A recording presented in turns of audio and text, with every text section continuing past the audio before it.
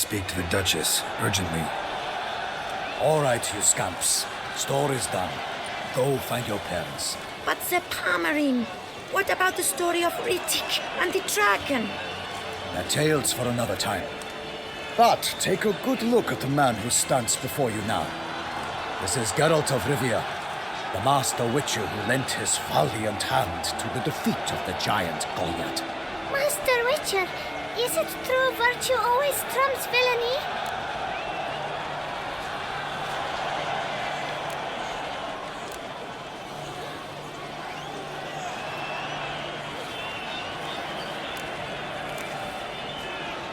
Not always. Could go either way. Sometimes virtue wins, sometimes villainy gets the upper hand. Still worth being good. But why? If it doesn't mean you'll win. Palmerin's story. Think back. A decent man attracts other good folk, makes friends he can count on. A rogue? Well, he can only count on other rogues. And who would you rather have for a friend? A man of virtue? I must agree. Now, that will do for questions. Go find your parents. Her Enlightened Highness has doubtless arrived at the tourney grounds to watch the battle in the arena. If we hurry, we'll be in time to speak with her before the spectacle begins. Lead the way.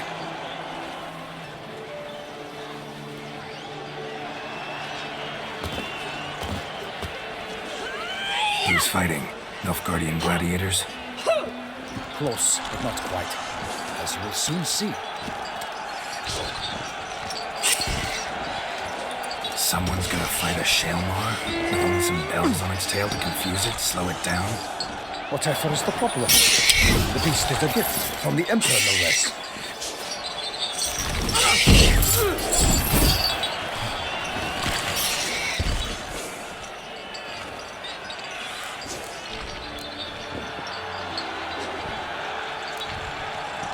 This is dangerous.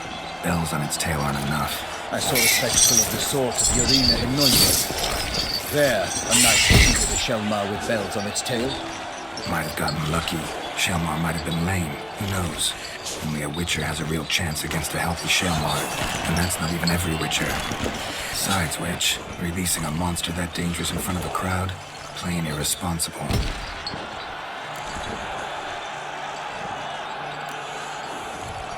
Who's going to fight the beast? Guillaume, the young man you met. Yeah. Mentioned he'd promised his heart's captor a monster trophy. Great love demands great sacrifices. Let's go.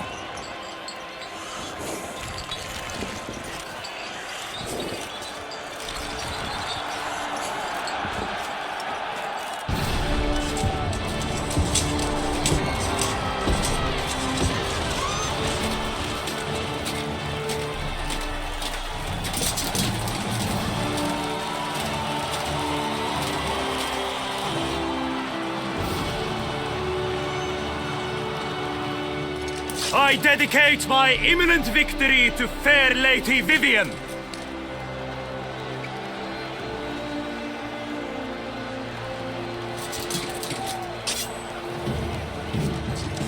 It's begun. The fight shall have to end first. We must wait.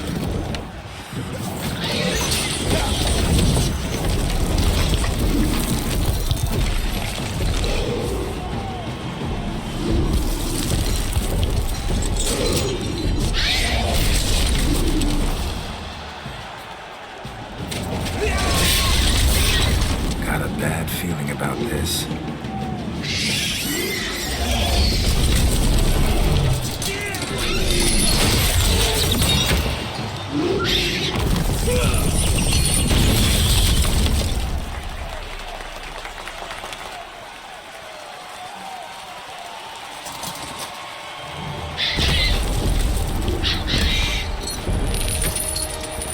Damn it.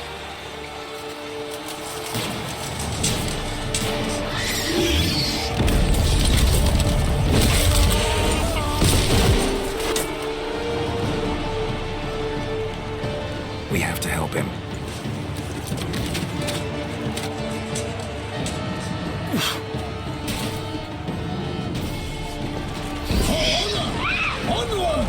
Gotta keep it down.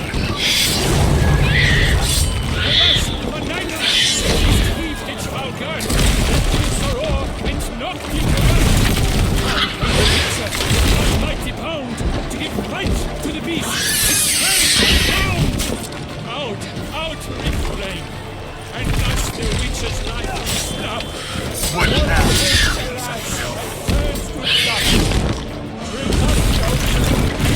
Fire to the wood, but nothing in this struggle has come to any good. What was all in the monsters the victor? The gods that have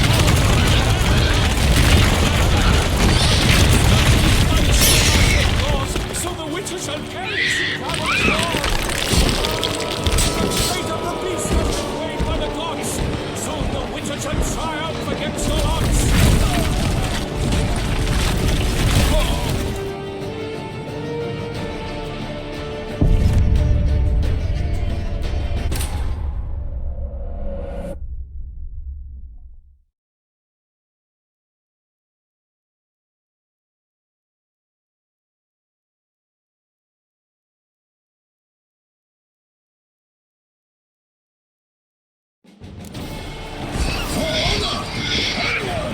Gotta keep it down. Alas, for nightly, the beast is knocked into earth. And down came the witcher with one mighty pound. It fights to the beast, its plans confound. Out, out. And thus the witcher's life is snuffed. All our hopes, alas, it turns to dust.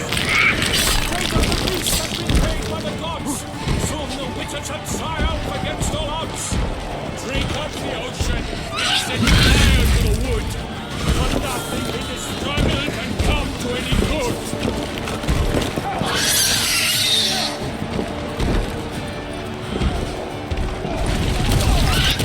It was all in the monsters.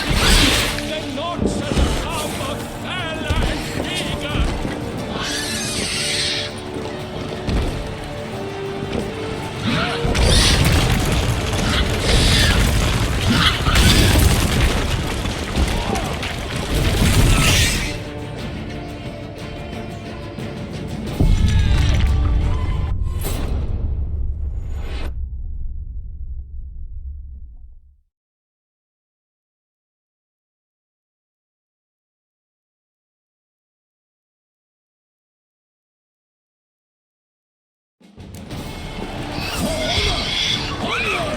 Gotta keep it down. Alas, for nightly, the beast let loose the earth. And down came the witcher in one mighty pound to give fight to the beast, its plans confound.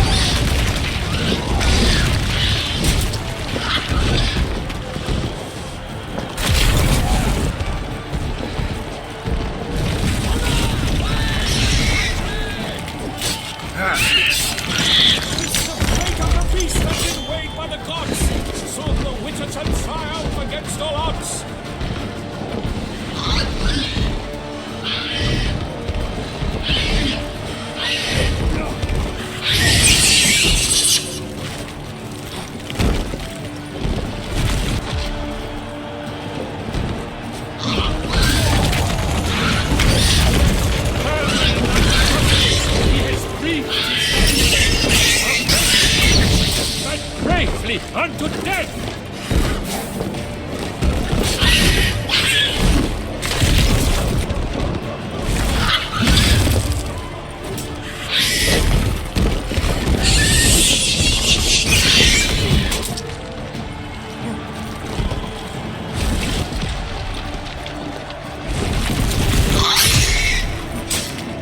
The Witcher waited for the time of truth, then words danced and spun, swept the monster like true.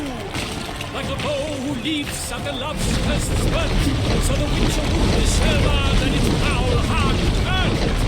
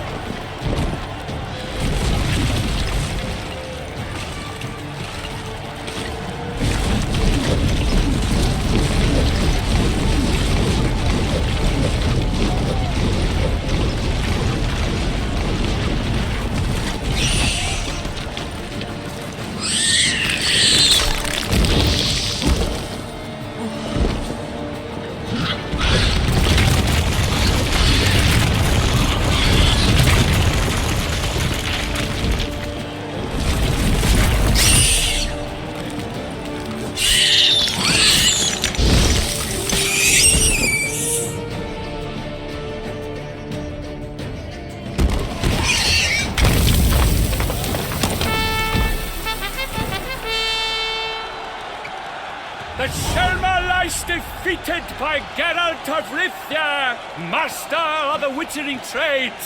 Behold, as the last gasps of life seep from the beast.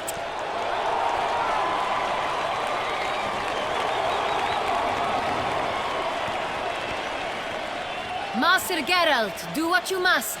Finish the deed!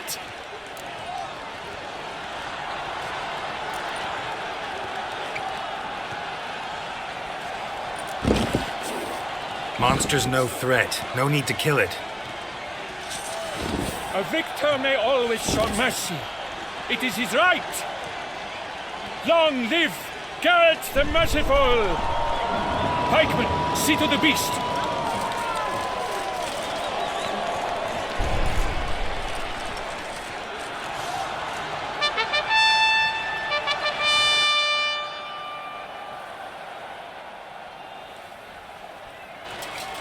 Forgive me. I am not as nimble as in my younger years. You fought bravely. Thanks for your help.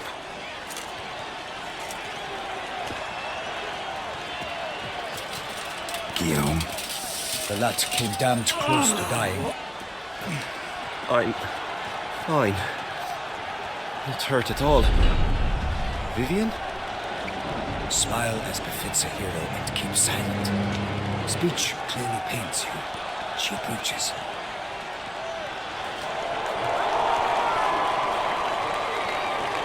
Geralt. We must talk. Vivian. You shall talk later, in the medic's tent. Geralt, magnificent, breathtaking. Your Grace.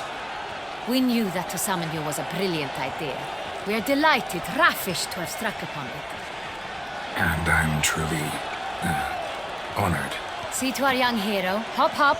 For we must make off with Geralt. We should talk.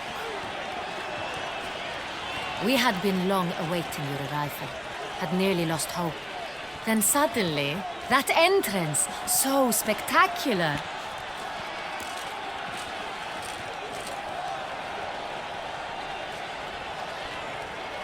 Your Grace, my contract. I'd like to discuss it. Naturally, but not here. We shall need Damien. He led the investigation pending your arrival. But wherever could he be? Come, we must find him.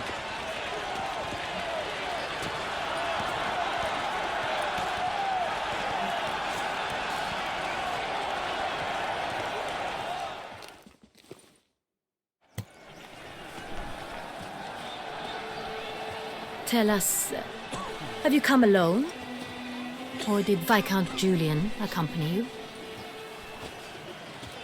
Wish to see Dandelion, Your Grace? Yes. I mean, no. Yes. But solely to tell him we regret. Yes, deeply regret rescinding the death sentence we so justly handed down upon him. If we could turn back time, we would make certain he sat in a tower till he rotted. No, we would ensure he was broken on the wheel, then drawn, hanged, and quartered.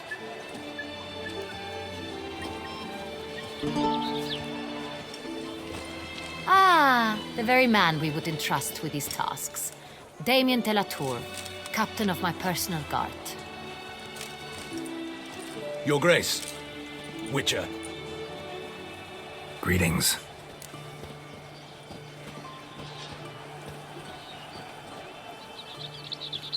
I examined the body of the beast's last victim.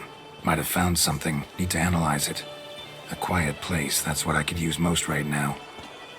And maybe the help of an alchemist or a mage. Also like to hear all you know about the previous victims. Take it Sir de la Tour is my man for that. Firstly, call me Damien, please. Secondly, you should know I spoke against summoning you here. I've heard much about you. You bring trouble, or thus far have, always. And we've enough trouble as it is. Yet we are capable of defeating the beast on our own, without an outsider's help. I've no doubt about it. Damien, we settled the matter of the Witcher's employ some time past. Definitively. Since you have broached it nonetheless, let us discuss Geralt's pay. Are the legends true? Do Witchers usually demand that which you find at home, yet did not expect?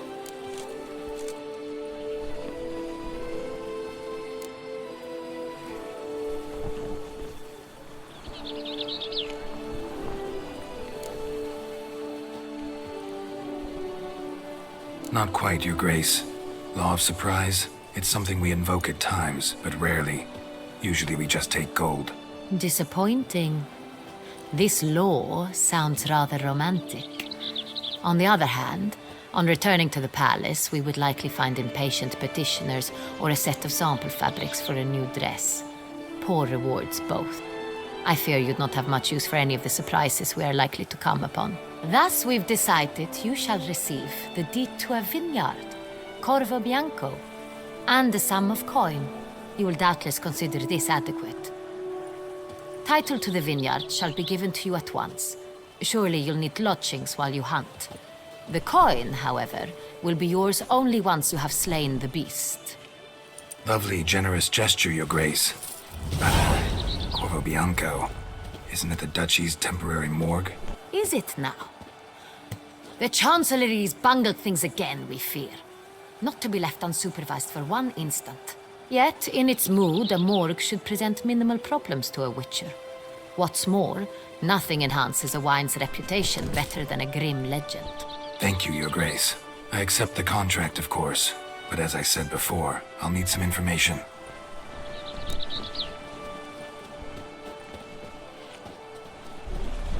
How'd it start? Who was the first victim? Crespi was the first to die. He was famed once for his many glorious tournament victories. Then he grew old, hung up his sword, and took to winemaking. Crespi was not loved by the wine merchants. He was ruthless in business and thought to cheat many a time. He asked us for a dispensation from all court ceremonies. We did not grant it. We could not. Once you've taken the oath of a knight, you remain a knight till death. How'd he die? Where'd they find the body? Quite unusual, the circumstance. He was at a feast when suddenly one of his fellow feastgoers noticed he was missing. The town watch found him an hour later. on his hands and knees, propped against the town pillory, his sword hanging from his neck. He had died of wounds inflicted with claws, not a weapon. Blows of great force. So he died suddenly, but the body was on its knees, meaning someone posed it. So it seems. Second murder. Tell me what you know. In the city there are certain nooks. No one reasonable ventures there after dark. Ramon Dulac's corpse was found in one such place. With the first murder, terror gripped the city. Its inhabitants grew wary, kept to safe areas. Consequently, news of the second victim came to us from a group of concerned cut-purses. Criminals fear the beast? Telling in a way. Take it you've excluded the possibility that Ramon died at the hands of these bandits. Do you believe me an amateur? Not hands, but claws killed Ramon Dulac. The wound was deep, clean. His body was found in the gutter, dressed in nightshirt and cap, a pillow placed under his head, and his sword replaced by a bed warmer. Ramon Dulac, a knight who but a dozen years past was an advisor to our father, the Duke. Someone went to a lot of trouble to make him look ridiculous. Maybe revenge was the motive. It's not out of the question. Dulac had shady dealings with the criminal underworld, but no one ever came forth with concrete proof of any misdoings. So, first two victims were knights, best years behind them. The same could be said of the third. Sir Delacroix was wont to claim that in modern times, knights face new challenges, enterprise being the latest addition to the chivalric virtues. He made a veritable fortune in the grain trade. Palmerin even nicknamed him Sir de la Stinchi. Found a coin pouch on his body. Contained florins dating from various times, hailing from different provinces of the Empire. Delacroix loved coin, true, but had no patience for numismatics. Lots of similarities between the victims. All the bodies were found in strange places under extraordinary circumstances. Seems the murderer, whoever or whatever it is, has some meaning to convey. These were honorable men. We are horrified by the disdain, the disrespect with which they were treated. These were knights of Toussaint. Blast it. Might be the point. From what you say, none was a model of virtue. Ever considered that's what the beast's trying to draw attention to? All the murdered men were knights who swore fealty to the 5 chivalric virtues.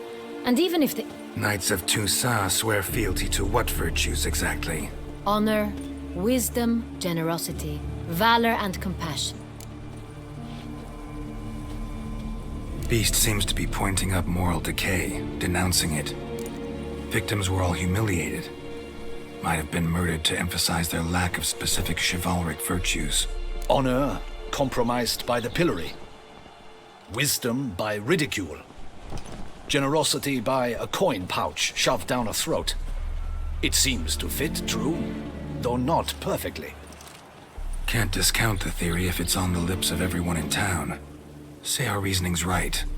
Next murder will be just as showy and denounce the victim's lack of the fourth virtue, valor. We can also assume that victim will be an elder knight. Let's think.